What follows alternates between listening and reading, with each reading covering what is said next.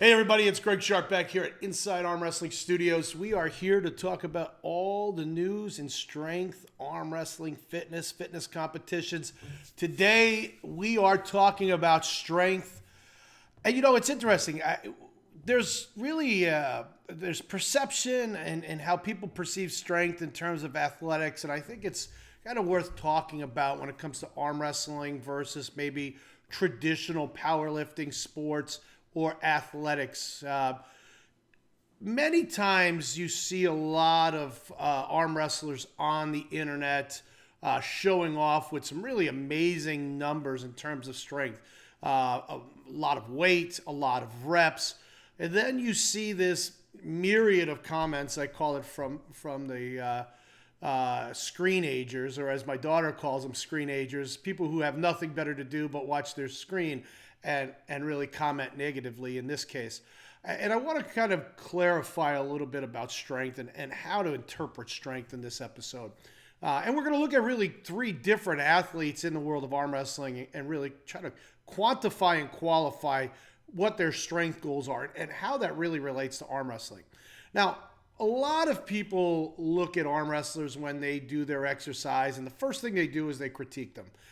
They're going to tell the world that the rep wasn't a full rep. That's maybe the very first thing we hear so often.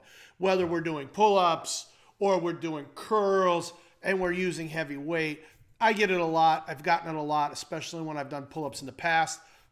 Many people will say, well, it's not full rotation. It's not full extension. It's not a real full rep. And listen, there is some value to when people say that. But when you look at sports and athletics in general, typically athletes do very specific sports exercises to make their performance better. And their performance is really the key to this. They're not necessarily lifting, folks, for the fact of getting just strong by numbers. They are looking to really identify areas of strength that will help them be better at what they do. Now, in the world of arm wrestling, when you extend out, basically you've lost. I mean, there's the King's move, and that's a whole nother episode to go into. But when you've extended out into your bicep and your hand is laying flat, you've lost the match. Your hand hits the pin pad, the match is over. That's it. So in reality, when you look at the range of motion, if you will, from start to either loss or start to finish, you're looking at a half motion on either direction. So when you see athletes, especially arm wrestling athletes, working certain muscle groups, a lot of times, whether it's a pull-up or a bicep curl or forearm motion, they are going to a point where they're not in a lost position, where their angle still enables them to maintain that tensive strength in order to be able to pull back across the table. And again, when you looked at what I did, basically that connection, that connectivity in pulling in, squeezing in, getting small inside, very tight, and driving, that's the motion that most arm wrestlers want to develop. And when they do that, as you can see, I am not extending all the way out to come all the way up. All the way out to all the way up. It just doesn't make sense in arm wrestling. Yes, there is a value, overall strength. But no, there's not a value when it comes to really unique or precise exercises that you're going to want to use to prepare. Pull-ups, same way. If I'm fully extended, again, that's not doing my body necessarily a lot of value. Now, fully extended pull-up, yes, I'm going to work my lats quite a bit more. However, a half extended where I'm locking out and I'm making that catch motion, a lot of times will help an arm wrestler develop that catch power as somebody comes off to go and hits and moves their arm. So we want to talk about strength, and one of the biggest strength athletes that we have right now, maybe not a household name, but we are going to talk about a household name here in a second, is Leroy Walker. And as I go over to Leroy Walker's Instagram page, I've had the pleasure of working with Leroy in the gym before. He is the machine, but let me tell you something. He is a machine. He has a 680 raw bench, top 20 of all time in the world. And he's as wide as a house, as thick as a brick. And if you look at his Instagram, he's got a great following. He's got 131,000 followers. He today posted a world record 200 reps at 230 pounds. Let's put that into perspective. That's moving 230 pounds, which would be maybe an average to better than average bench press for most adults and most kids on any level. 225, 2 plates is really that sweet spot of when you're starting to grow. Most people start, in their young age, whether it's the bar, then they hit that first knot, which is 135, that first plateau, and then now it's a quest to 225. And then from 225, you're going to try to quest to 315 and then so far up. So think about this. He's hit over 6 different plateaus in terms of plates on the bench press. So now he uses a very specific bar, and I think the bar is called an elephant bar, but it's called the White Rhino bar. It's a prototype that flexes through stability and training, which is great. And what it really does is it's giving you a vertical motion with the bar. Now, where a bar is very static normally, this bar is moving and is rotating, and bending while it's going. But he does 200 reps. Now, I want to put that in perspective again. Imagine just standing or sitting or laying down and just doing 200 overhead presses. 200. And just try it. If you go 200 of anything in any kind of succession, it may be short of walking, you're going to get fatigued. There's a lot of lactic acid that builds up in that muscle group, and you're going to slow down. This man, this very strong man, on today's Instagram post, did 200 reps at 230 pounds, which is a world record. And it's no doubt that the man is super strong. He benched 680 plus pounds. But the other thing that I think is important to note is that this kind of action actually could be used or could be looked at as very specific for arm wrestling. It's a very fast, it's a very explosive technique that he's using. And when you're in an arm wrestling position and you want to make that first move and you're exploding off the go, this type of exercise bodes very well. He's not going a very slow tempo. He's going at a very fast pace, and he's really building up that muscle twitch and that response in order for him to be a more effective arm wrestler, as well as a more effective power lifter. I mean, I don't know what his goals are right now. Maybe he is looking to get to over 700 pounds raw, but I could tell you that if he's doing that, he certainly is a master of his trade. And this is an exercise for anyone who's watching out there that I would suggest that you do. Leroy is super strong. He may not be on a world elite level yet in terms of arm wrestling, but there is a transitional time, right? I mean, you're going from power lifter, strength athlete, to arm wrestler, static tension athlete, and not always does it, translate out in a very fast fashion. So I suggest that you watch Leroy Walker's page. He is the machine. He's great to watch to learn some different aspects of lifting. It's certainly a wealth of information. As we head to the second athlete, now our second athlete is, a household name. Larry Wheels is certainly maybe one of the most dynamic power lifters, strength athletes of today's day and age. He is a phenom. He walks around at a very low body fat percentage. I think he walks around at 10% on average. If you look at his Instagram, he's got 5.2 million followers. That's an amazing stat in itself. His social media presence really fuels his revenue in terms of existence. And kudos to Larry. He is opening up a gym, and a gym business, I could tell you, after owning 18 gyms, is not an easy business to be in, Larry. But he does have a unique following that probably generates hundreds of thousands a month of revenue, and probably millions of dollars a year. So looking at Larry's post today, now this is an interesting one because it actually climbed to the top of his page, which was unique for me. I don't know if it was a glitch or he purposely reposted it, but this one was back from August 14th of 2021. We were deep into COVID at the time, and I believe he might have been in Dubai.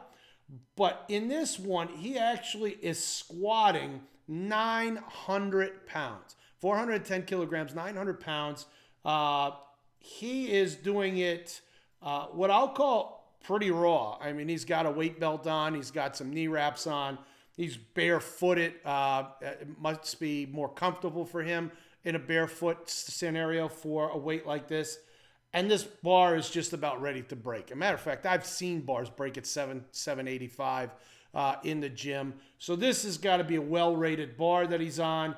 He comes off pumped up. He's psyched to the bejesus, And why I think that's important to talk about is because Larry Wheels is a different dynamic of arm wrestler. I mean, everybody has saw that he has been arm wrestling now a little bit more on the world stage over the last couple of years.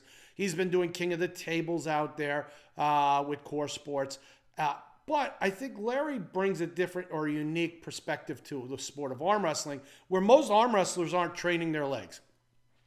I'm going to tell you what, folks, age has kind of been a deterrent for me, but I can tell you that I can watch Instagram pages across the country. There might be 2 athletes out there that actually work their legs and post it, that arm wrestle. Very unique in that aspect. But Larry is strong from the toes to the head. He is a complete power package. Now, one of the things that I want to talk about real quick is that power package, although super strong, does not always translate out to world elite strength. Now, Larry is very strong, no doubt about it. He is probably a competitive national level arm wrestler that has had a chance to work on the world stage. In a competitive setting, in his weight bracket of, let's say, 242 plus as a super heavyweight, he would have some problems getting through a national tournament with all the top U.S. arm wrestlers on the table. If he dropped into the 242 class, I think he would do very well. I would predict in a class of maybe 30 people, Larry would be maybe a medalist, if not just outside the medal round. He may not be certainly the top in the U.S. in terms of a 242 and underweight class. He's certainly not the top in 242 and over in the U.S. Take away the world's elite on North America, you've got the likes of a Corey West, you've got the likes of a Derek Smith, a Paul Passmore. You've got some really, really strong athletes out there on a U.S. level. And then when you go to the world elite, well, you got Michael Todd and the Dave Chafees and certainly, the Matt Masks and the Devin Loretts out there, Jerry Cataretts, a different level of arm wrestler.